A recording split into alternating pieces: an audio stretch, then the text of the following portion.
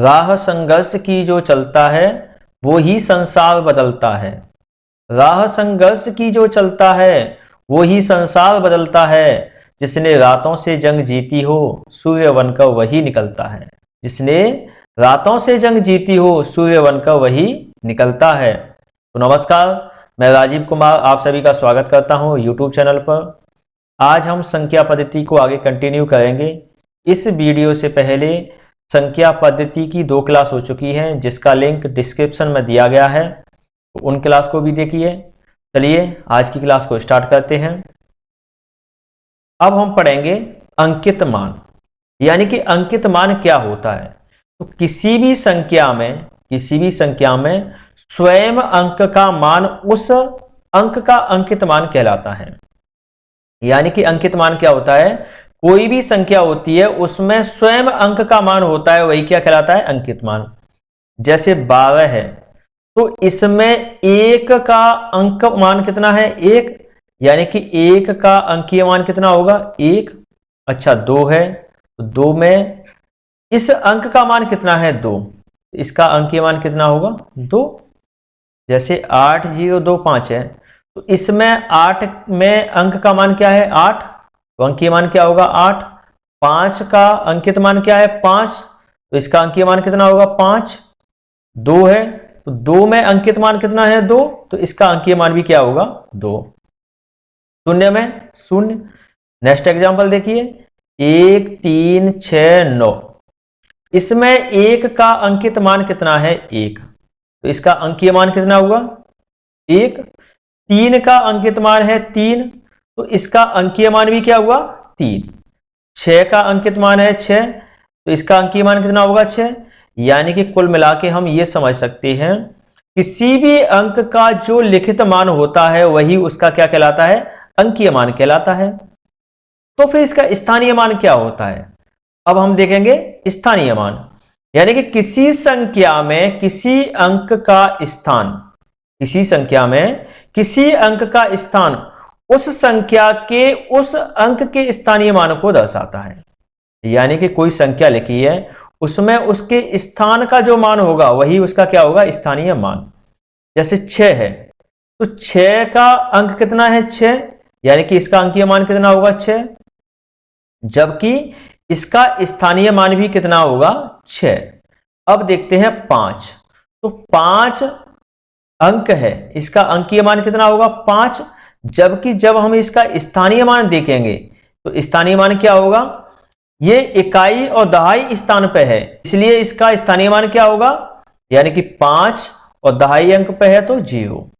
यानी कि जो भी अंक का स्थानीय मान निकालना है उस अंक को लिख दो और उसके आगे यानी कि बाद में जो भी अंक लिखे होंगे उतने लगा दो 0, तो ये क्या हो जाएगा, इसका स्थानीय मान। जैसे 4 का स्थानीय मान निकालना है तो 4 का पहले मुझे बताओ अंकीय मान कितना होगा, 4 होगा, लेकिन 4 का स्थानीय मान निकालेंगे तो 4 और उसके बाद में 2 अंक लिखे हैं तो 2 0 लगा दो, तो ये क्या हो जाएगा, इसका स्थानीय मान। अब देखें ये संख्या लिखी है, इसमें बताना है 2 का स्थानीय मान। तो मैंने बताया था आपको कि उस संख्या को लिख लो 2 और उसके बाद में जितने भी अंक हैं उतने लगा दो 0, यानी कि 1 2 3 4, 4 अंक हैं तो 4 के आ जाएंगे 0। ये हो गया इसका स्थानीय मान। अब क्वेश्चन पूछा जाता है कि इसमें 2 तथा 4 के स्थानीय मानों का योगफल क्या होगा। 2 का स्थानीय मान कितना हो गया, 2, और उसके बाद में 4 शून्य आ गए, लेकिन जब 4 का स्थानीय मान निकाला जाएगा तो ये कितना आएगा, 4, और उसके बाद कितने शून्य है, 3, तो 3 हो जाएंगे 0। अब इनका योग करना है, तो योग कैसे करेंगे, यानी कि 2 और इसके बाद 4 0 है और इसमें जुड़ना कितना है, 4000, तो ये कितना हो जाएगा, 2 4 और 3 0 बचेंगे, यानी कि हो जाएगा 24,000। तो चलिए कुछ और एग्जांपल देखते हैं।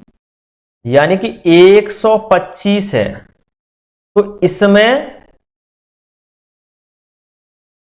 अंक 5 का स्थानीय मान और अंक 1 का अंकीय मान दोनों का योगफल कितना होगा। तो जैसा हम जानते हैं कि स्थान 5 इकाई अंक पे है, यानी कि जो 5 अंक है उसका स्थानीय मान कितना होगा 5, और 1 का अंकीय मान कितना होगा 1, दोनों को जोड़ दें कितना हो जाएगा 6।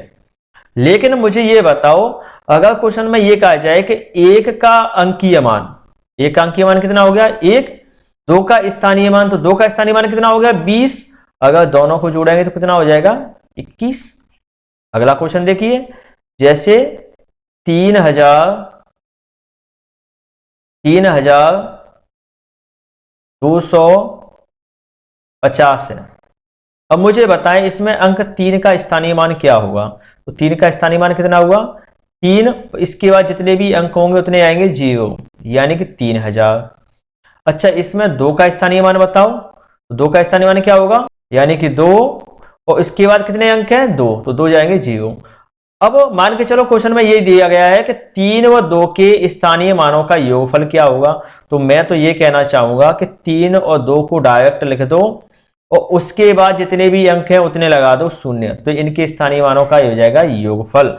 यहां से भी हम देख सकते हैं कि 3 के आगे 3 शून्य है और 2 के आगे 2 शून्य, दोनों को जोड़ेंगे तो ये कितना आएगा 3200।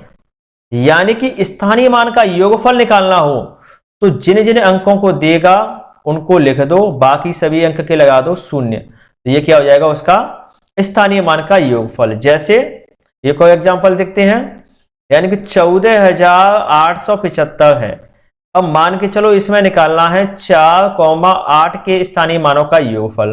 तो मैं कहना चाहता हूं कि 4 को लिख लो, 8 को लिख लो, बाकी सभी को कर दो 0, तो ये क्या हो जाएगा इसका स्थानीय मान, इसका स्थानीय मान के योगफल हो जाएगा। यानी कि 4 व 8 के स्थानीय मान का योगफल कितना हो गया 4800। तो चलिए आज अपनी क्लास को यहीं पर समाप्त करते हैं। नेक्स्ट वीडियो में जब भी मिलेंगे आगे कंटिन्यू करेंगे। मैं आशा करता हूं कि आज आपने जो कुछ भी पढ़ा होगा वो आपकी समझ में आया होगा। चलिए कल मिलते हैं, धन्यवाद।